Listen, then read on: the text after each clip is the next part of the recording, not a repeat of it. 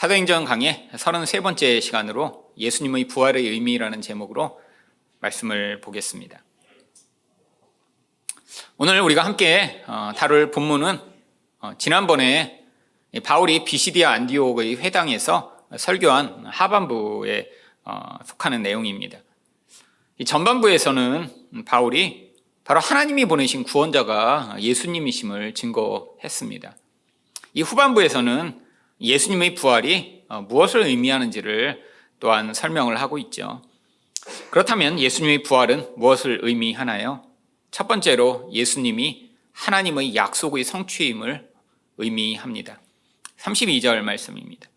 우리도 조상들에게 주신 약속을 너희에게 전파하노니. 이 조상들에게 주신 약속이라는 게 무엇인가요? 구약성경 전체를 의미하죠. 지금 바울 자신도 유대인이고 또한 회당에서 유대인들에게 지금 설교를 하고 있습니다. 그런데 바로 자기 설교 전반부에서 예수님에 대해서 이야기를 했더니 사람들이 지금 바울에 대해 구약성경을 부정하는 사람인 것처럼 반응할까 봐 지금 내가 이야기하는 건 다 구약의 약속을 이야기하는 것이다 라고 지금 다시 이야기를 하고 있죠. 여러분, 구약성경 전체가 약속하고 있는 게 뭔가요?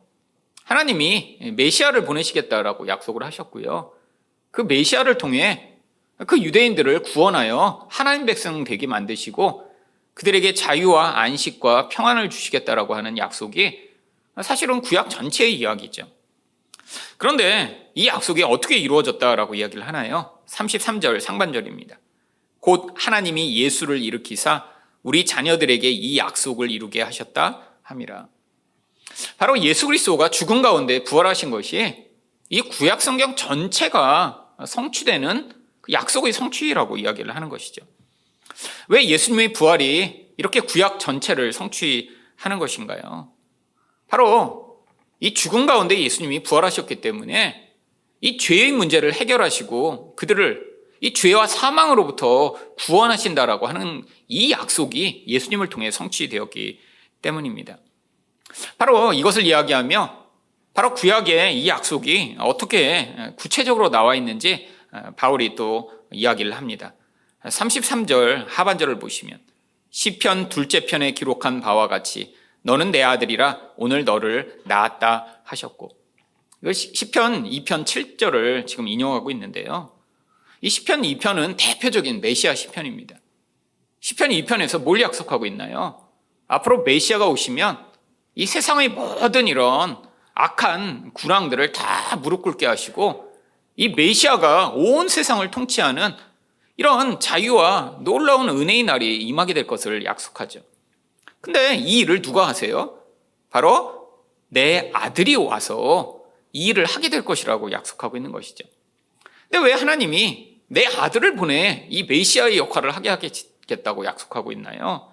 바로 그 이유가 인간은 절대로 죽었다가 다시 영원히 부활할 수 없기 때문입니다. 그래서 34절에 이렇게 이야기합니다. 또 하나님께서 죽은 자 가운데서 그를 일으키사 다시 썩음을 당하지 않게 하실 것을 가르쳐 이르시되 내가 다윗의 거룩하고 미쁜 은사를 너희에게 주리라. 여러분, 다윗에게 주셨던 약속이 있습니다. 그 약속의 핵심이 바로 앞으로 너희 후손을 통해 내가 너희에게 메시아를 보낼 거고 그 메시아가 너희를 통치하게 될 그날이 되면 너희에게 이런 놀라운 은사, 축복이 주어질 것이라고 이야기를 하고 있는 것이죠. 그런데 예수님이 부활하신 것과 이 은사가 무슨 관계가 있나요? 여러분, 이 예수님이 부활하신 것은 바로 우리들에게 주실 하나님의 모든 축복과 모든 좋은 것이 이제 영원히 성취된 것임을 보여주고 있기 때문입니다. 여러분, 하나님이 다윗에게 무엇을 약속하셨냐면 바로 영원한 이런 통치자를 약속하셨어요. 이 약속의 핵심이 바로 다윗 언약이라고 하는 것입니다. 구약성경에서 이 다윗 언약은 아주 중요한 내용이고요. 사무엘하 7장에 그 내용이 나옵니다. 핵심적인 구절이 바로 사무엘하 7장 13절과 16절인데요. 저는 내 이름을 위하여 집을 건축할 것이요 나는 그 나라 위에 영원히 견고하게 하리라. 내 집과 내 나라가 내 앞에서 영원히 보존되고 내 위가 영원히 견고하리라 하셨다 하라. 여러분, 이 다윗 언약에서 지금 반복되는 구절이 뭔가요? 영원히 견고하게 하고, 영원히 다스리고, 영원히 통치하고. 여러분, 지금 이 다윗한테 약속을 주시는데 영원히 이 일이 일어난대요. 여러분, 이 영원이라는 게 뭐죠? 한번 시작하면 끝이 없어야 돼요. 그러니까 이 다윗을 통해 주어진 약속은 어떤 한 개인, 인간이 이것을 성취하는 것이 아닙니다. 다윗의 후손에게 이런 약속을 주셨지만 이게 어떤 한 사람이 나타나서 그때부터 다스렸더니 영원히 이런 하나님의 놀라운 통치가 임하는 게 아니라 이 영원한 통치를 완성하실 분은 하나님의 아들이신 하나님밖에 없으신 거예요.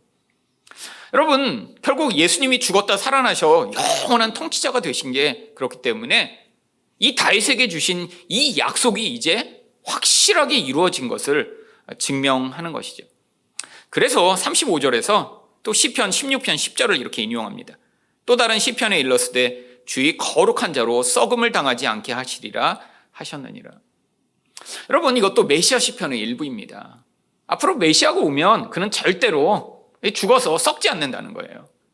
그러니까 이 메시아를 약속하고 있는데 이 메시아가 어떤 사람이 아니라는 사실을 우리는 알 수 있습니다. 왜요? 영원한 하나님의 통치가 임해야 우리는 그 영원한 저주와 죄악으로부터 벗어나 안식에 이를 수 있기 때문이죠. 여러분, 바로 예수님이 죽었다가 다시 살아나셔서 다시 죽지 아니하시는 영원한 통치자가 되시기 때문에 이제 이 약속들이 이 예수님을 통해 완전히 이루어졌다라고 지금 바울이 설명을 하고 있죠. 많은 사람들이 이 다윗과 같은 통치자를 기대했는데 여러분, 이후에 다윗과 같은 통치자가 나타나지 않았습니다. 심지어는 다윗도 어떻게 됐다고 얘기해요? 36절입니다. 다윗은 당시에 하나님의 뜻을 따라 섬기다가 잠들어 그 조상과 함께 묻혀 썩음을 당하였을 때. 여러분, 이 다윗이 하나님이 보여주신 인간적 기준이었어요. 이제 이런 다윗의 통치가 임했을 때 이스라엘 백성들이 더 이상 블레셋이나 이방의 민족으로부터 괴롭힘을 당하지도 않고 내적으로는 그들이 다 예배하는 백성이 돼서 하나님 앞에 예배하고 찬양하고 그 놀라운 은혜를 누리는 자들로 살아갈 수 있었는데 이것도 모형이었다는 거죠. 여러분, 다윗이 아무리 멋진 통치를 이루었어도 그는 연약한 인간에 불과했고요. 결국 어떻게 됐나요? 죽어서 썩어버렸어요.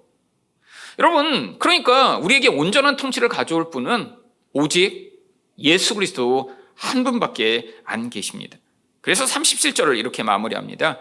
하나님께서 살리신 이는 썩음을 당하지 아니하였나니. 여러분, 많은 사람들이 이 예수님 아니고 다른 구원자를 기대하고 소망하는 경우가 많이 있습니다. 여러분, 특히 가까운 데서 구원자를 기대하는 사람이 있지만 어떤 사람들은 정치 지도자들을 이렇게 자기 구원자로 기대하는 사람도 굉장히 많죠. 여러분, 멋진 그런 대통령이 나오면 정말로 훌륭한 사람이 나오면 그 사람이 우리에게 이런 영구한 안식과 영구한 은혜를 베풀 수 있을까요? 물론 아주 좋은 사람이 나오기를 저도 기대합니다. 근데 아무리 인간이 좋은 통치자가 돼도 일시적이라는 거예요. 완벽할 수 없다라는 거예요. 여러분, 그래서 하나님이 우리에게 예수 그리스도를 보내신 것입니다. 여러분, 예수 그리스도를 통해 어떤 통치를 우리에게 주시고 어떤 결국이 이루어질지 성경에 다 약속이 되어 있어요. 그 예수님의 통치를 받는 자는 이 땅에서 아무리 그 죄의 강력한 영향력 가운데 사로잡혀 있더라도 그분이 반드시 구원해 내실 것이며, 예수 그리스도의 완전한 통치를 받는 자는 여기서 실패하고 넘어지고 여기서 고통당하더라도 반드시 하나님이 그 눈물을 닦아주실 것이며 그 안식으로 인도하실 것이며, 그 예수님의 통치를 받는 자는 아무리 연약하고 미래가 깜깜하더라도 하나님이 반드시 그 완전한 하나님 나라에서 우리를 그 사랑의 품에 안아주실 것이 성경에 약속되어 있죠. 여러분, 예수님의 부활로 이게 확증된 것입니다. 예수님이 지금 눈에 보이지 않아도 예수님은 살아계셔서 지금 우리를 다스리시고 우리 인생 가운데 그 하나님의 완전한 통치가 이루어지도록 지금 개입하고 계신 것이죠. 여러분, 그래서 이 예수님의 부활을 통해 예수님이 하나님이 약속하신 그 완전한 통치자이며 그 통치가 영원함을 받아들인 사람만이 바로 인생 가운데 어떠한 실패나 어떠한 두려운 일이 있어도 낙심하거나 좌절하지 않을 수 있습니다. 여러분, 살아가며 얼마나 우리를 두렵게 하고 낙심케 하는 일들이 많이 있나요? 자기 자신을 봐도 가끔씩 깊은 좌절과 낙심에 빠지는 경우가 있지 않으신가요? 여러분, 저도 그렇습니다. 저를 바라보면 아니, 내 인생에서 내가 기대했던 그 완벽한 이상이 있는데 그 이상이 미치지 못하는 경우가 얼마나 많은지. 아니, 20대 때 내가 가졌던 내가 이 정도 되면 이 정도 될 거야 라는 그런 생각, 기대, 여러분, 그게 외적인 것이 아니더라도 내 내면에서 내가 더 정말 사랑이 많은 사람이 되고 정말 내 안에는 정말 예수님을 닮은 모습이 있기를 기대했던 그런 나의 이상과 꿈과 정말 지금 별로 그 모습에 다가가지 못한다라고 생각할 때마다 닥치는 그런 좌절과 절망이 있죠. 근데 나를 바라보면 늘 절망해요. 인간이 어떻게 완전할 수가 있나요? 그리고 이 땅에서 그 완전한 모습을 경험할 수 있나요? 그래서 우리가 예수님을 바라봐야 되는 것입니다. 여러분, 예수님을 바라볼 때만 소망이 있어요. 우리는 안 되는데 성경이 약속하고 있잖아요. 그분이 와서 해주시겠다고요. 각자에게 하나님이 맞는 분량대로 이 세상의 어떠한 것도 하나님의 이 약속을 깨트리거나 해방할 수 없음을 성경이 약속하고 있죠. 여러분, 이 약속을 확증하는 말씀이 바로 로마서 8장입니다.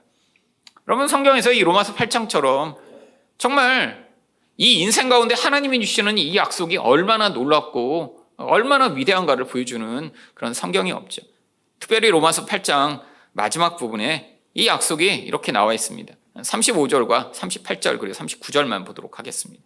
누가 우리를 그리스도의 사랑에서 끊으리요? 환난이나 곤고나 박해나 기근이나 적신이나 위험이나 칼이냐?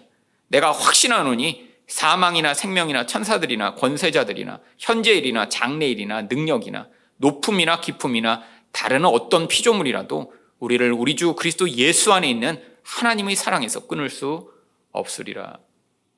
여러분, 여기 나와 있는 이 모든 것들 사실은 당시 그리스도인들이라면 정말 낙심과 절망과 고통을 경험하던 아주 중요한 원인이었을 것입니다. 환난을 당하고 권고를 당하고 박해를 당하고 기근에 처하고 적신, 옷이 없어서 다 뻘거벗겨지는 그런 고통을 당하고 위험을 당하고 칼을 경험하고 심지어는 죽음의 위험 앞에 처하고 권세자들과 이 마귀의 영적 영향력 안에서 끊임없이 두려운 많은 사람들이. 근데 성경이 뭘 약속해요? 이 그리스도의 예수 안에 있는 하나님의 사랑에서 끊을 수 없대요. 이게 바로 성경이 예수의 부활을 통해 내가 너를 영원히 다스리겠다. 어떤 것도 나의 통치를 방해하거나 회방하지 못하고 내가 너를 약속한 대로 나의 백성 만들어 결국 완성하겠다는 그 약속을 확증하고 있는 것입니다. 예수님이 부활이 보여주는 이 하나님의 약속의 성취를 믿으심으로 어떤 상황에서도 두려워하지 않는 여러분 되시기를 축원드립니다. 두 번째로 예수님의 부활은 무엇을 의미하나요? 예수님을 통해 죄 사함을 받아 의롭게 됨을 의미합니다. 38절 말씀입니다. 그러므로 형제들아 너희가 알 것은 이 사람을 힘입어 죄 사함을 너희에게 전하는 이것이니. 여러분, 예수님의 부활하셨다는 것은 이제 예수님이 죄를 다 해결하셨다는 것을 의미합니다. 여러분, 죄는 반드시 그 결과로 사망을 가져오게 되어 있죠. 물론 육적 사망뿐 아니라 영적 사망까지도 이야기를 합니다. 영적으로 사망되었다는 건, 죽었다는 건 이제 생명의 근원이신 하나님과 단절되었다는 걸 의미해요. 여러분, 물론 이 육적 사망도 정말 치명적이고 고통스러운 것이죠. 근데 가장 비참한 것이 무엇인가요? 영적 사망입니다. 여러분, 영적으로 죽어버려 이제 생명의 근원이신 하나님과 관계를 맺을 수 없는 존재가 된 이 비참한 상황이에요. 여러분, 인간은 원래 하나님과 관계를 맺어야만 살아있는 존재로 살게 되어 있는, 그렇게 만들어진 존재입니다. 하나님이 흙으로 인간을 만드셨고 그 안에 뭘 넣으셨어요? 생기를 넣으셨는데 그 생기가 바로 하나님의 생명입니다. 그러니까 그 생기가 떠나버린 인생은 뭐라고 불러요? 흙입니다. 그냥 흙. 좋은 흙이 아니에요. 하나님이 흙으로 사람을 만드셨다 때 이 흙은 아파르라고 하는 먼지라는 뜻입니다. 여기 이렇게 하면 하얗게 되는 먼지요. 후 불면 사라져서 아무 의미 없는 존재예요. 여러분, 그러니까 인간이라는 존재의 가치는 어디에 있냐면 이 흙에 있는 것이 아니라 바로 그 안에 담겨진 생명의 가치만큼만 가치가 있는 것인데, 죄가 들어와 생명이 떠나버리면서 인간의 가치는 어떻게 되어버렸어요? 아무것도 아닌 흙과 같은 가치가 되어버린 것이죠. 여러분, 자기 가치 없음을 인지하는 행위가 뭐죠? 수치감입니다. 수치감. 부끄러운 거예요. 내가 아무것도 아닌 존재인 것 같은 그 느낌. 근데 이 느낌은 진실한 겁니다. 우리 영혼이 원래 하나님의 생명으로 말미암아 영광스럽고 아름다운 존재였는데 그 본질적인 영광이 떠나가 버리면서 흙덩어리만 남으니까 우리는 본질 안에서 자기 자신을 향한 지극한 부끄러움과 수치를 가지게 되겠지. 여러분, 사람들은 자기가 부끄럽지 않기 위해 그래서 몸부림치며 살아갑니다. 여러분, 그런데 우리가 아무리 몸부림치고 우리를 멋지게 만들려고 해도 여러분, 이 근원적 수치감을 절대로 벗어날 수 없죠. 여러분, 하나님이 그래서 우리를 이 무서운 죄악으로부터 벗어나 진정한 그 가치 있는 존재로 만드시고자 이 죄사함의 은혜를 베푸시는 것이죠. 여러분, 예수님이 오신 가장 중요한 목적이 그래서 우리를 죄를 사하시는 것입니다. 죽음으로부터 우리를 구원하셨다는 것, 바로 이게 이제는 더 이상 우리가 죄와 관계없는 인생을 살 수 있음을 보여주시는 것이죠. 그래서 마태복음 1장 21절은 뭐라고 얘기하나요? 아들을 낳으리니 이름을 예수로 하라. 이는 그가 자기 백성을 저희 죄에서 구원할 자이심이라. 여러분, 이 죄라는 것은 결국 인간의 가장 근원에서 영향을 미칩니다. 눈에 안 보이기 때문에 사람들은 이 죄의 영향력이 그렇게 강력하고 그렇게 치명적이라는 사실을 자주 잊어버리죠. 여러분, 우리 인생의 사실 거의 대부분의 문제는 표면적인 어떤 문제 때문에 벌어지는 것이 아니라 근원적으로는 이 죄의 영향력이 나타낸 결과일 뿐입니다. 여러분, 우리 인생에서 우리가 고통하는 많은 문제들, 돈 때문에 고통하고 관계에 고통하고 미래가 불안해 고통하는 사실 그 근원을 파고들면 눈에 보이는 그 문제 때문에 고통하는 게 아니라 우리 근원 안에 있는 죄가 만들어내는 영향력이 이것으로 말미암아 고통하게 만드는 것이죠. 여러분, 그런데 하나님이 이 죄의 근원적인 문제를 해결하시는 진짜 중요한 목적은 우리를 의롭게 하시기 위함이죠. 39절 말씀을 보시면 또 모세의 율법으로 너희가 의롭다 하심을 얻지 못하던 모든 일에도 이 사람을 힘입어 믿는 자마다 의롭다 하심을 얻는 이것이라. 여러분, 죄가 없는 그 상태가 의로운 상태인데 여러분, 왜 하나님이 꼭 우리를 의롭다라고 만드시고자 하시나요? 여러분, 이 의라고 하는 건 하나님과 관계를 맺기 위한 기본적 조건입니다. 하나님이 의로우세요. 근데 하나님과 똑같은 존재가 아니면 하나님과 관계를 맺을 수가 없어요. 예를 들면 제가 지금 무슨 전염병에 걸렸다고 하면 여러분과 관계를 맺지 못할 거 아니에요. 제가 무슨 심한 독감에 걸렸어요. 그럼 제가 여기 와서 이렇게 얘기하는 순간에 여러분들은 저랑 같이 있는 그 공간에서 다 똑같은 병에 걸리실 거 아니에요. 더 가까이 관계를 맺으면 더 심하겠죠. 그럼 하나님도 마찬가지입니다. 하나님 우리랑 관계를 깊이 맺고 싶으세요. 근데 우리가 불의해요. 죄가 우리 안에 있어요. 온전하지 못하니까 어떻게 돼요? 관계를 맺으려고 하는 순간에 하나님과 우리 사이 이 불일치로 말미암아 하나님이 우리 이 죄악된 존재를 불로 태워버리시는 바로 이 결과가 나타날 수밖에 없죠. 그래서 하나님은 꼭 우리를 죄를 사하신 뒤에 의롭게 만드셔서 우리랑 온전한 관계를 맺고자 하십니다. 그래서 로마서 5장 1절에 이렇게 얘기합니다. 그러므로 우리가 믿음으로 의롭다 하심을 얻었은즉 우리 주 예수 그리스도로 말미암아 하나님과 더불어 화평을 누리죠. 여러분, 의롭게 돼야 하나님과 온전한 관계인 이 화평의 관계를 맺고요. 그러면 그때서부터 뭐가 가능하냐면 바로 다시 우리에게 하나님이 이 생명이신 성령을 주셔서 이 흙과 같은 종류에 생명이 들어와 하나님이 본래 창조하신 목적대로 인간이 그 충만한 생명을 누리며 살 수 있게 되는 것입니다. 결국 예수님이 죽음에서 부활하셨기 때문에 이 모든 일이 가능해졌다라고 설명하고 있는 것이죠. 근데 이렇게 설명을 하는데 사실 이거 믿기가 쉽지 않죠. 그러니까 지금 40절과 41절에서 바울이 뭐라고 얘기합니까? 그런즉 너희는 선지자들을 통하여 말씀하신 것이 너희에게 미칠까 삼가라. 선지자들 통해 무슨 얘기를 하셨어요? 하나님이 이렇게 계속 구약에서 내가 이렇게 메시아를 통해 내가 너에게 생명을 줄 거고 그를 믿어야 너희가 나랑 다시 관계를 맺어 생명을 누리는 그 풍성한 축복을 누리게 된다고 말씀하셨는데 이스라엘 백성은 계속 거부했습니다. 그래서 선지자들 통해 뭘 얘기하셨어요? 일러스되 보라, 멸시하는 사람들아, 너희는 놀라고 멸망하라. 내가 너희 때를 당하여 한 일을 행할 것이니 사람이 너희에게 일러줄지라도 도무지 믿지 못할 일이라 하였느니라. 지금 하박국 1장 말씀을 인용하고 있습니다. 근데 이렇게 하나님이 약속을 구약성경 내내 하시며 예수가 올 텐데 그걸 믿지 않으면 너희는 멸망할 거다라고 얘기하셨는데 이들이 받아들이지 않고 결국 거부할 것임을 이야기하고 있는 것이죠. 결국 바울이 지금 이 유대인들에게 뭘 이야기하고 있습니까? 이제 구약이 약속하던 그 예수가 오셨으니 그를 믿고 의롭게 되어 하나님과 이 풍성한 온전한 관계로 들어오라고 지금 새로운 관계를 초청하고 있는 것입니다.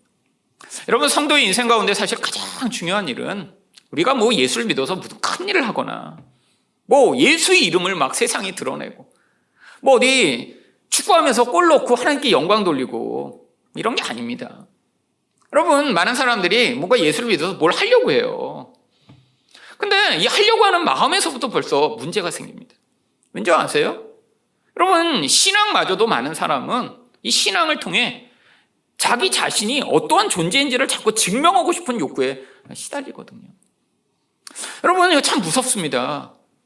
인간은 끊임없이 나를 남보다 더 나은 존재가 되게 만들고 싶기 때문에 심지어는 신앙을 통해서도 내가 이런 신앙, 이런 은혜를 받았어라는 것을 통해 자기 자신의 존재를 다른 사람에게 자꾸 증명하는 도구로 사용하고 싶어 하죠.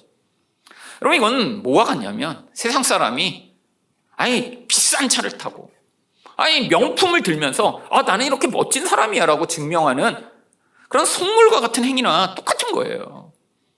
여러분, 세상 사람들은 아예 노골적으로 자기를 자랑하기 위해 이 세상을 삽니다.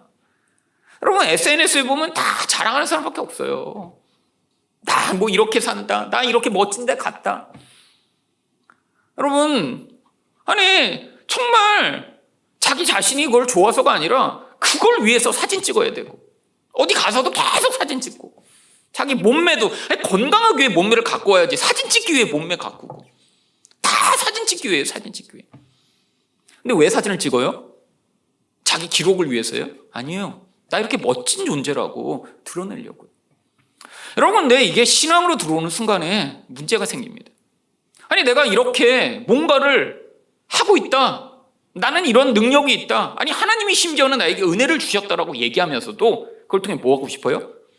내가 이런 특별하고 괜찮은 존재라는 사실을 드러내고 싶어 하죠. 여러분, 성도의 진짜 중요한 인생의 목적은 그런 게 아닙니다. 하나님이 혹시 은혜를 주셔서 남과 다른 특별한 은혜를 드러내는 인생이 된다면 그 감사한 일이죠. 근데 진짜 그런 인생을 사는 사람은 어떻게 되겠어요? 여러분, 그걸 통해 절대로 자기를 드러내지 않습니다.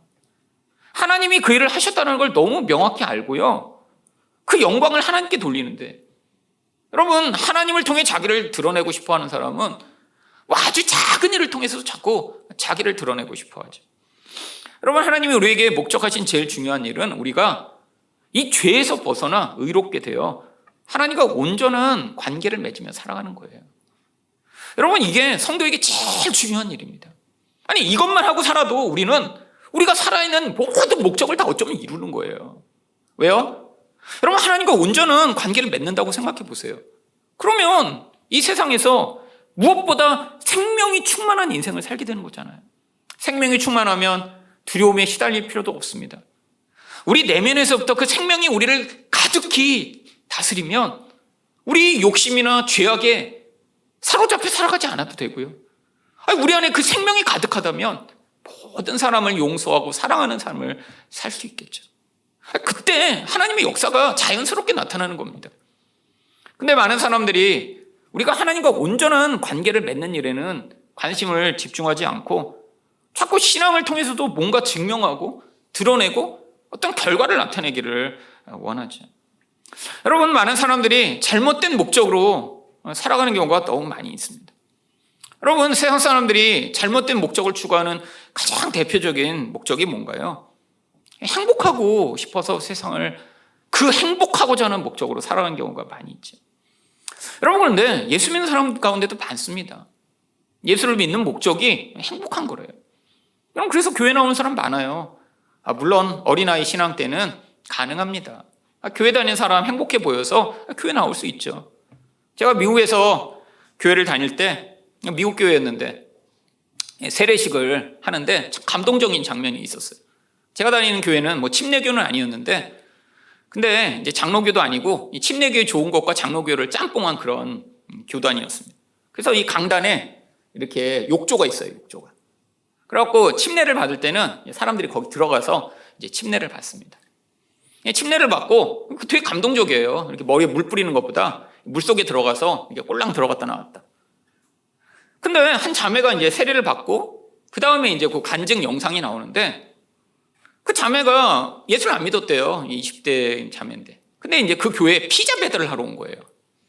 피자를 이렇게 들고 왔는데 사람들이 거기 교회에 왔다 갔다 하는 사람들이랑 이렇게 모임하는 사람들을 보니까 얼굴이 너무 평안해 보이더라는 거예요.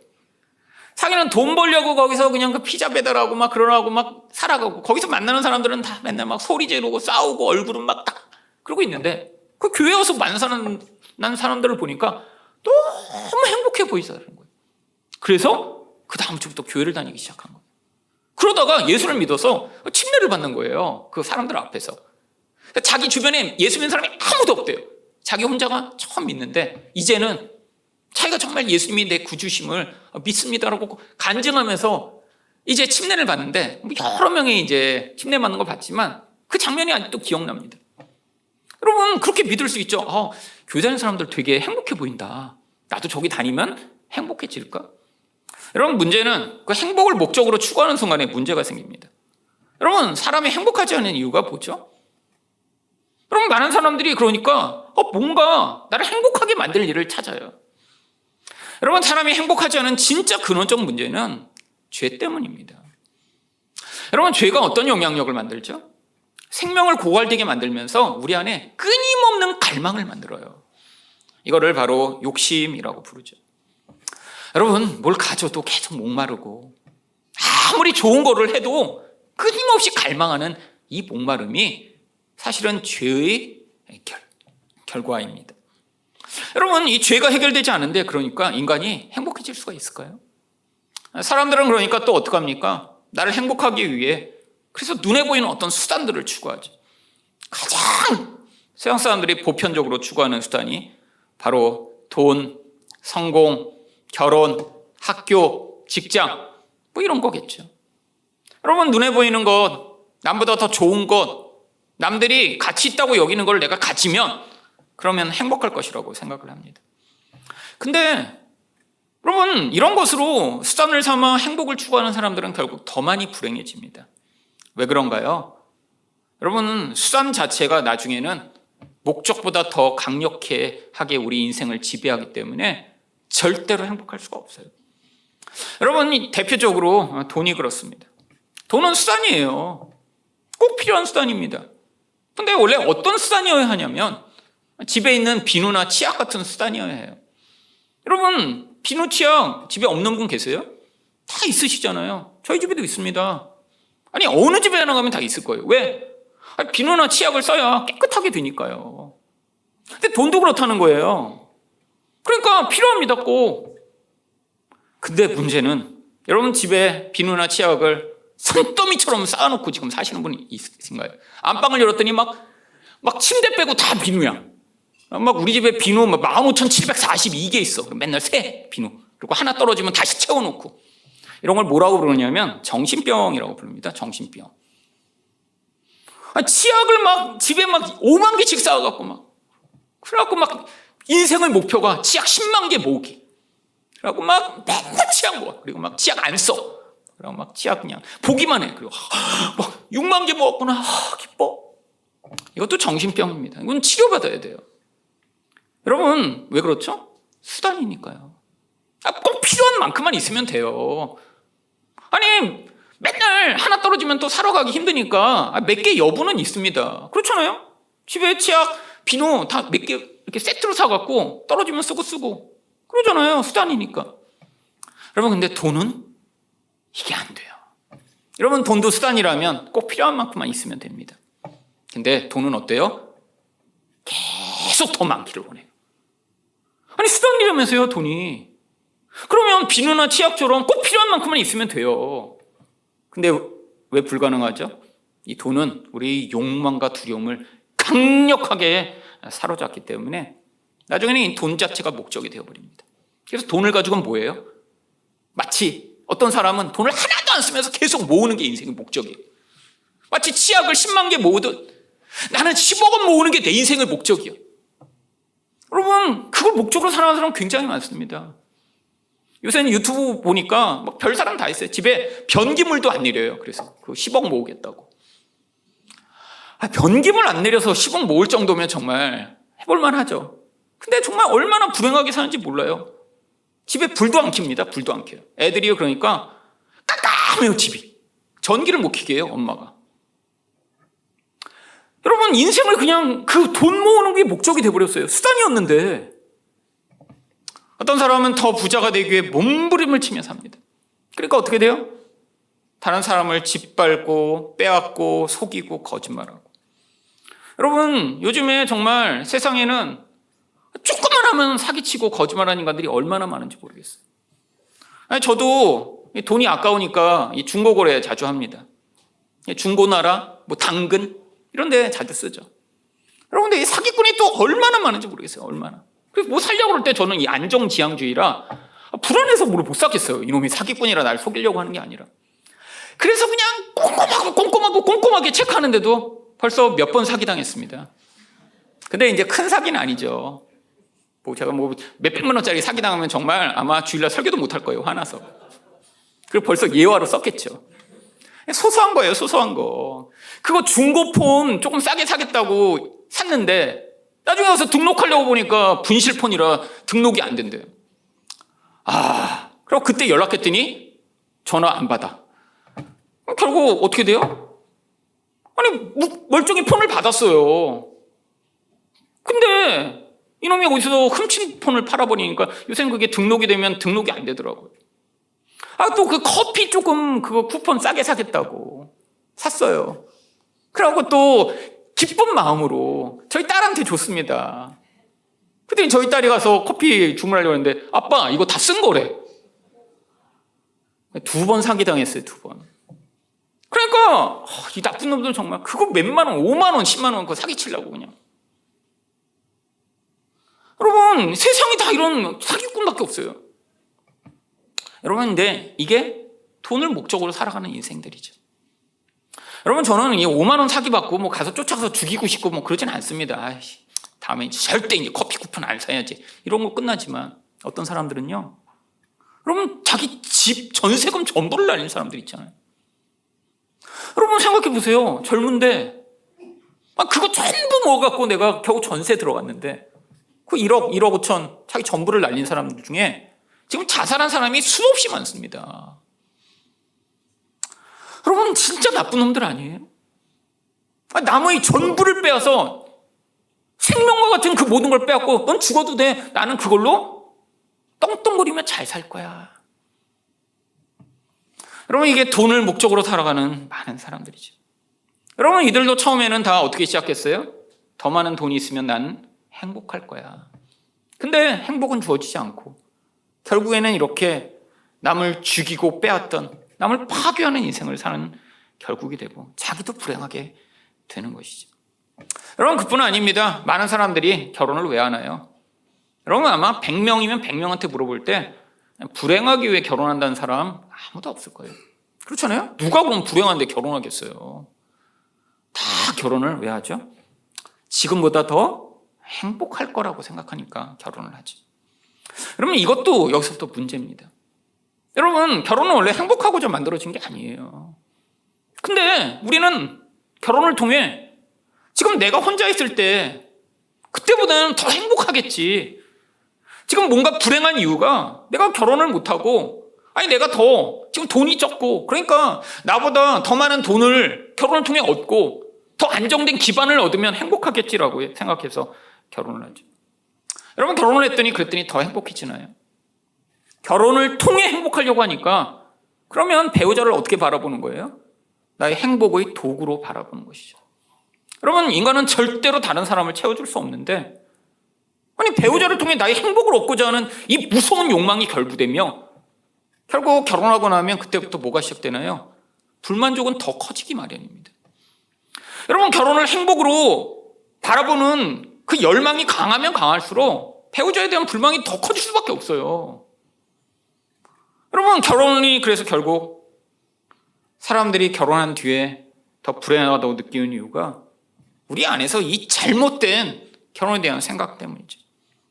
여러분, 하나님이 이 땅에서 우리를 살아가게 만드시는 목적 자체가 뭐 결혼해서 더 행복하고 돈 걱정 없이 살고 그래서 우리를 행복하게 만드시고자 하는 것이 아닙니다.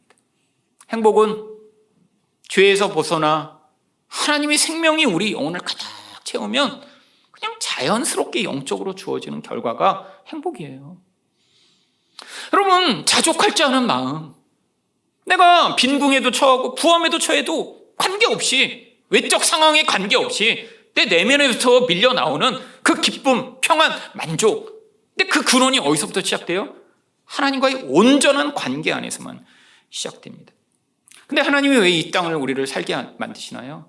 바로 이 땅에 눈에 보이는 이런 모든 것들을 통해 하나님이 우리 내면 안에 있는 이 깊은 잘못된 의존, 잘못된 욕망을 드러내셔서 바로 우리가 거기에서 하나님을 조금 더 의존하고 성장할 수 있도록 만드시는 것입니다.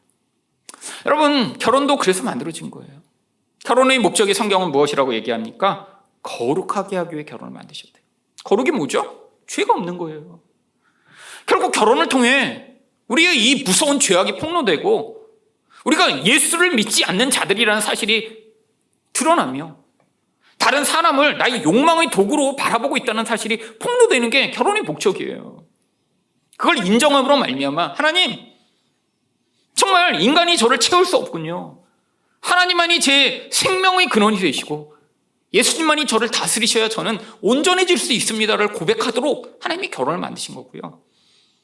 여러분, 인간에게 보편적으로 주어져 있는 이 모든 수단인 돈도 결국엔 하나님이 이것을 통해 우리가 잘못된 의존을 고백하며 우리 진짜 생명의 근원이 눈에 보이는 그깟, 아니 비누나 치약 같은, 아니 똑같은 수준에 있는 돈이 아니라 생명의 근원이신 하나님이신만을 고백하도록 만드시는 것이죠.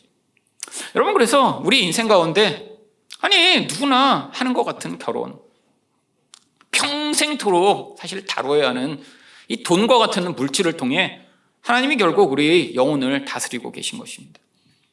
여러분, 결국 돈과 같은 이런 물질이 우리 욕망과 두려움을 가장 자극하기에 하나님이 인생을 통해 이것을 우리 인생 가운데 이런 영적 본질을 폭로하고 다스리시는 수단으로 사용하시는 경우가 많이 있죠. 여러분이 돈으로 말미암는 시험을 겪지 않으셨다면 어쩌면 여러분은 정말로 여러분의 본질 안에서 진짜 하나님을 향한 온전한 신앙의 본질을 지금 제대로 경험하고 있지 않으신지도 몰라요. 왜요? 이 돈처럼 우리 본질을 폭로하고 우리가 얼마나 하나님 말고 다른 것을 의존하여 나의 행복만을 추구하는 자인지 폭로하는 것이 없거든요. 여러분, 제 인생을 통해서도 그랬습니다. 아니 그냥 평범한 인생을 살 수도 있었는데 왜 하나님이 이렇게 고통스러운 과정을 특별히 돈을 통해 경험하게 하셨나 돌아보니까 그게 아니었다면 저는 아마 그냥 표면적으로 뭐 예수를 믿으세요. 뭐 돈 아무것도 아닙니다. 근데 돈에 대한 사랑과 의존이 너무 커서 매일 그 돈 때문에 고민하고 고통하고 어떻게든 더 뜯어먹고 어떻게든 나를 더 부유하게 하고 어떻게든 미래를 향해 더 저축해서 그 돈으로 내 인생의 행복과 미래를 만들려고 하는 인생을 살고 있었겠죠. 여러분, 사실 목회자들도 제가 많이 만나봤는데 결국 이런 돈에 대한 그런 이런 제대로 된 변화와 훈련의 과정을 겪지 않은 목회자들은 나중에 결국에는 그 인생의 본질 자체가 폭로되는 결국을 경험하는 것들을 많이 봅니다. 아니 목회할 때는 멀쩡하신 분 같았어요. 근데 은퇴하고 나서 정말 그때 두려워지니까 말도 안 되는 그런 요구를 하고 정말 교회를 분란에 빠뜨리게 하고 정말 모두가 정말 존경하던 분이었는데 왜 저러실까 나중에 그러면서 결론을 모르네요. 와, 사람이 나이 들면 저렇게 타락하나 보다. 아니요. 나이 들어서 타락하는 게 아니라 본질에서부터 예수를 믿는 그 믿음의 훈련을 제대로 안 했기 때문에 나중에 그런 경제적인 어떤 정기적인 수입이 없어지자마자 그 감춰져 있던 그 두려움이 폭로돼 나온 결과에 불과한 것이죠. 여러분, 하나님이 제 인생 가운데 왜 이렇게 집요하게 이런 과정을 겪게 하셨냐면 바로 믿음의 본질을 삶에서 살아내는 그 과정이 무엇인가를 경험하도록 하신 것입니다. 여러분, 물론 저와 같은 인생을 경험하면 누구라도 아마 그런 성장을 하실 것이라고 믿어요. 꼭 저만 특별히 하나님이 성장케 하시는 게 아니라 모두가 아마 그럴 겁니다. 그렇게 산다면. 왜요? 여러분, 20년 동안 24살에 저희 아버지 회사가 망하시고 이 교회 개척 44살 할 때까지 정말 20년 동안 제대로 된 수입이 없이 정말 기적과 같은 과정으로 살아가는 과정을 통해 결국 나중에 남은 거라고는 믿음 하나밖에 없다는 것을 경험했기 때문이죠. 여러분, 왜 하나님이 제 인생에 그런 과정을 주셨나 보니까 두 가지 목적이었습니다. 첫 번째는 제 안에 숨겨진 가장 깊은 두려움과 욕망을 이 돈처럼 자극하는 것이 없더라고요.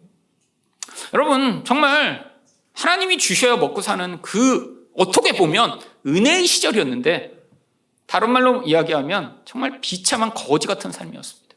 그렇잖아요? 뭐 하나님이 하늘에서 돈을 주시는 게 아니라 사람을 통해 주시잖아요. 근데 언제 얼마를 어떻게 주실지 모른 채로 기다려야 하는 그 불안하고 고통스러운 과정. 여러분, 돈이 하나도 없었어서 등록금을 내야 되는데 등록금을 낼 때마다 불안에 떨어보셨나요? 여러분, 저는 등록 마감 그 마지막 그 순간까지도 기다렸어요. 돈이 없어서요.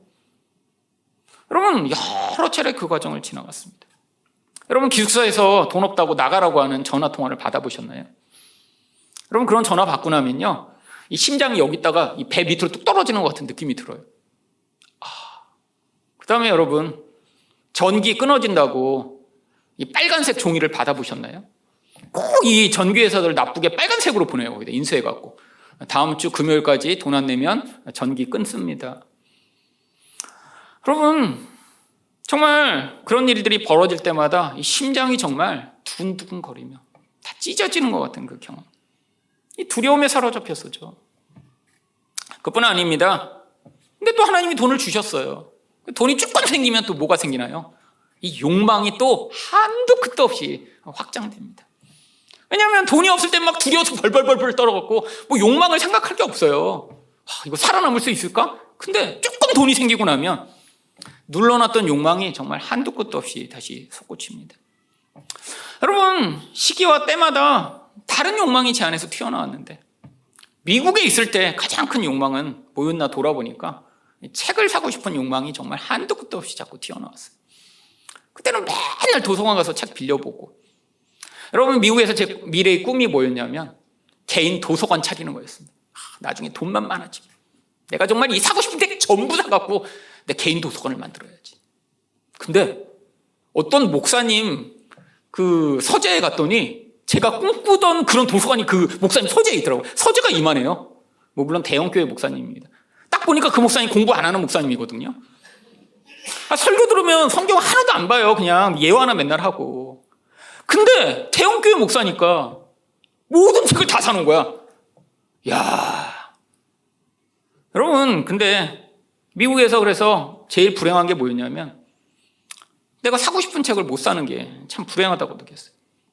근데 지금 돌아보면 그 책 가지고 있으면 다 지금 애물단지죠. 옛날에 사놓은 거 지금 안 봅니다. 요새는 다 그냥 컴퓨터로 보거든요. 눈도 나빠져갖고 안 보여요, 잘 지금.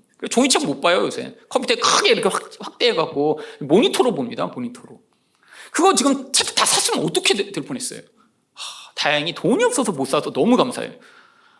여러분, 그래서 꼭 필요한 책만 처음에 사다가 나중에는 이제 컴퓨터로 필요한 책을 사기 시작했는데, 근데 맨날 그 목마름이 해결이 안 되는 거예요. 근데 또 마침 어떤 인간이 있어요? 돈이 많은 인간이 있습니다. 꼭 옆집에. 제가 각 주성마다 도서관에서 다 비교해갖고 마태복음을 읽을 땐 이런 주석이 좋다라고 리스트를 다 해놨더니, 그래서 파일을 지금까지 돌아다니거든요. 이 목회자 세계. 저희 교회 홈페이지도 올라 있습니다. 여러분 아무도 모르시겠지만 저희 교회 자료실에 다 올려놨어요, 제가. 그래서 출판사에서도 연락 오고 그랬습니다. 근데 업데이트가 안 돼서 안 된대요. 왜냐하면 그 미국에서 제가 보던 책까지만 딱 해놓고 벌써 십몇 년 지났잖아요. 근데 제가 그래서 목사님들한테 나눠줬어요. 그래서 어느 책 볼 때 제가 왜 만들었을까요? 그거. 저는 돈이 있었으면 다 샀죠. 그냥 마태복음 하면 마태복음 100권 다 사고 싶어요. 근데 돈이 없으니까 그중에 제일 좋은 거라는 걸 찾아서 그 한 권만 사려고. 근데 나눠줬더니 어떤 일이 벌어졌냐면 저희 옆집에 부자 목사님이 사셨는데 그 책을 다 사버린 거예요, 한 번에. 그랬더니 저를 불렀습니다. 또 자랑하느라고. 그랬더니 올라와 보시래요. 갔더니 제가 그 리스트로 나눠준 거에 있는 모든 마태복음 1번부터 쫙 별 5개, 4개, 3개. 그 별 3개 이하는 사지 말라고 거기 해놓은 거거든요. 근데 그거 거의 다 사놓은 거예요. 돈이 많으니까. 그래서 다 꽉 꽂아놓은 거예요. 마태복음 쫙. 제가 그날 갔다 와서 병 났습니다. 너무 화나서. 아니, 그렇게 저 집은 돈 많이 주고 하나님 왜 난 돈은 안 주고. 근데 그 과정이 다 뭐였어요? 제 안에 있는 이 숨겨진 욕망. 어떤 때는 그게 책이지만 어떤 때는 계속 다른 걸로 표출돼 나오는 거예요. 인생마다. 여러분, 하나님이 제 가장 깊은 욕망과 두려움을 이 돈으로 경험하게 하셨죠. 왜요? 여러분, 죄는 영적으로 눈에 안 보여요. 근데 이 욕망과 두려움은 다 보입니다. 내가 얼마나 두려워하는지, 얼마나 욕망하는지. 하나님이 그 과정을 통해 내 본질 안에서 얼마나 내가 정말 은혜와 생명이 없이는 정말 그 모든 더러운 것들이 나의 인생을 주도하는 인생임을 배우게 하셨죠. 근데 또 한편으로 하나님이 이 돈을 통해 얼마나 세심하고 큰 은혜를 베푸시는 하나님이신지를 또 경험하게 하셨습니다. 여러분, 사실 제가 여태까지 만나본 많은 사람 가운데도 저처럼 하나님이 구체적으로 많은 돈을 주신 사람을 만나본 경우가 없습니다. 여러분, 만약에 여러분 주변에 누가 유학을 떠나는데 돈이 하나도 없는데 그냥 하나님이 주실 거라고 믿고 떠난다 그러면 여러분 어떻게 생각하시겠어요? 뭐 믿음이 크다고 생각하시겠지만 되게 너무 무모하다라고 생각하시지 않겠어요? 혹시 제 자녀가 우리 아빠도 그랬으니까 나도 그렇게 무일푼으로 미국을 가겠습니다 그러면 저는 끝까지 말려서 절대 못 가게 할 겁니다. 말이 안 돼요. 말이 안 돼요. 근데 마치 뭐에 홀린 듯이 저는 그렇게 갔습니다. 여러분, 정말 저희 부모님이 저를 도우실 수 없었는데 하나님이 기적과 같이 은혜를 주셨어요. 여러분, 제가 어제도 그래서 하나님이 그동안 누구한테 돈을 받았는지 쓴지 엑셀 파일로 다 정리해놨거든요. 정말 1원까지. 그래갖고 돈이 온 횟수를 셌습니다. 8년 동안 돈이 몇 번 왔나를 셌어요. 근데 중간에 세다가 잊어먹었어요. 그러고 보니까 옛날에 다 세놨어. 밑에 보니까. 그래서 밑에 보니까 여러분, 미국에 유학하는 7년 반, 정확히는 7년 반 동안 돈이 몇 번 온 줄 아세요? 491번이 왔습니다. 여러분, 491번이 돈이 왔어요. 뭐 너무나 다양한 통로로. 물론 그중에 제가 번 것도 조금 있기는 합니다. 원고 써서 그때도 조금 벌었고 어디 가서 설교하고 조금 받았는데 그럼 그거는 제가 미국에서 산 돈의 10%도 안 돼요. 하나님 미국에서 정말 살아있는 까마귀들을, 사람 까마귀들을 통해 계속 돈을 주셨어요. 여러분, 제가 미국에서 목사님들을 가르치며 간증을 했습니다. 하나님이 이렇게 나한테 돈을 주신다. 그래서 내가 일하지 않고 여러분들을 가르치고 성경 보고 기도할 수 있다. 그랬더니 어떤 목사님이 저를 찾아오셨습니다. 그랬더니 너무 은혜와 제 간증을 듣고 은혜를 받으셨대요. 자기도 그렇게 살고 싶대요. 그래서 그냥 살고 싶다고 되는 건 아니고 그냥 주셔야 되는 거라고. 그랬더니 그래도 해보면 되지 않겠냐. 그래서 당장 이분은 일하시면서 공부하시는 분이었거든요. 일을 그만뒀어요. 그리고 몇 주 지나서 만났어요. 그래서 잘 되고 있냐 그랬더니 몇 주 지났는데 돈이 없어갖고 사모님을 일을 시키기 시작했대요. 그때부터. 그랬더니 그러면 말씀 연구하고 기도하는 데 집중하고 계시냐 그랬더니 이 사모님은 일을 대신해야 되잖아요. 집에서 밥하고 애들 라이드하고 공부 가르치고 청소하고 하나도 못하고 있다는 거예요. 얼마 지나지 않아 다시 바꾸시더라고요. 집에서 하는 게 더 힘들다고. 여러분, 이게 자기가 하고 싶다고 되는 게 아니에요. 근데 하나님이 제가 미국에 있는 내내 정말 기적처럼 돈을 주셨습니다. 그런데 뭐 하나님이 주시는데 내가 원하는 만큼 또 주시는 건 아니에요. 여러분, 제가 한국에 돌아왔는데 제가 원하는 만큼은 제가 이사 가서 살 수 있는 만큼, 남의 교회 지하실에 살지 않을 만큼이었는데 그 돈은 안 주셨습니다. 매주 먹고 살 수 있을 만큼 주셨어요. 그래서 어떻게 됐어요? 남의 교회 지하실에 살았습니다. 근데 그게 은혜의 과정이었죠. 여러분, 남의 교회 지하실에 너무 비참한 삶이었습니다. 솔직히 제일 비참한 게 뭐냐면 교인들이 자주 지나다니면서 저를 이렇게 바라보시는 거예요. 주일날은요 집 밖에 절대 못 나갔어요. 왜냐하면 그 교회에서 제가 부흥회도 했거든요. 그 지하실에 살기 바로 전주에. 그래서 막 은혜를 끼치고 나서, 그리고 나서 바로 목사님이 어디 갈 데 없으면 우리 교회 지하실로 들어오라고 그래갖고, 그리고 나서 지하실에 들어가 있는데 사람들이 나를 어떻게 볼까 그 두려움이 너무 컸던 거예요. 아니, 저렇게 와서 은혜를 막 끼친 목사님이 왜 우리 교회 지하실에 이렇게 와서 살아? 너무 두려워서요 집 밖에 나가지 못했어요. 여러분, 근데 그 기간을 통해 하나님이 제 영혼의 가장 깊은 욕망을 드러내셨습니다. 그리고 거기서 제가 자유를 얻고 나니까 이제는 사람이 나를 어떻게 보든 관계없는 진짜 자유로운 안식을 누리게 됐죠. 여러분, 옛날에는 제가 성공하지 못할까 봐, 내가 이렇게 많은 사람들에게 영향력 있는 사람이 되지 못할까 봐 하는 그 두려움이 제 안에 너무 컸는데, 반대로 얘기하면 내가 정말 괜찮은 사람이 되고 영향력 있는 사람이 돼서, 그래서 나는 이런 사람이야 라고 사람에게 드러내고 싶은 욕망이 있었는데, 하나님이 그 계명교회 지하실에서 정말 제 영혼의 깊은 부분들을 다 내려놓고 나올 수 있도록 은혜를 베푸셨고요. 사실 그 계명교회 지하실을 제공하신 우리 박태양 목사님, 제가 너무 그래서 감사해서, 여러분 지금도 매번 저희 집에 모셔서 제가 할 수 있는 모든 요리를 다해 대접하고 있습니다. 지난주에도 모셨어요. 정기적으로 모시고 있습니다. 왜? 여러분, 그 지하실을 제공하지 않았다면 아마 저는 지금 여전히 내 영혼의 그 깊은 데서 누가 나를 더 봐주지 않을까? 어떻게 해야 내가 더 유명해질까? 어떻게 해야 내가 더 의미 있는 인생을 살까를 몸부림치며 살 텐데, 그분이 정말 은혜로 주셨던 그 기회를 통해 정말 그 비참함에서 벗어날 수 있었기 때문이죠. 여러분, 제 인생에서 그래서 하나님이 이 돈을 통해 정말 제 영혼을 아주 세심하게 다듬어 오셨습니다. 여러분, 그러니까 이 돈이 너무 중요한 거예요. 무엇으로요? 바로 하나님의 은혜의 수단으로요. 여러분, 사실 제 인생은 그래서 이 마태복음 6장 31절과 32절을 증거하는 인생입니다. 그러므로 염려하여 이르기를 무엇을 먹을까, 무엇을 마실까, 무엇을 입을까 하지 말라. 이는 다 이방인들이 구하는 것이라. 너희 하늘 아버지께서 이 모든 것이 너희에게 있어야 할 줄을 아시느니라. 여러분, 여러분의 인생을 통해서도 바로 이 은혜가 임하시기를 축원드립니다. 여러분, 물론 저처럼 다 망하고 일도 못하고 막 하나님이 주시는 것으로만 먹고 사는 인생이 되기를 축복하는 건 아닙니다. 그거는 제가 대표로 했으니까 이제 그 경험을 나눠드리는 거고요. 여러분은 매주 월급 잘 받으시고 뭐 사업을 하시면 돈도 많이 버시면 좋을 것 같아요.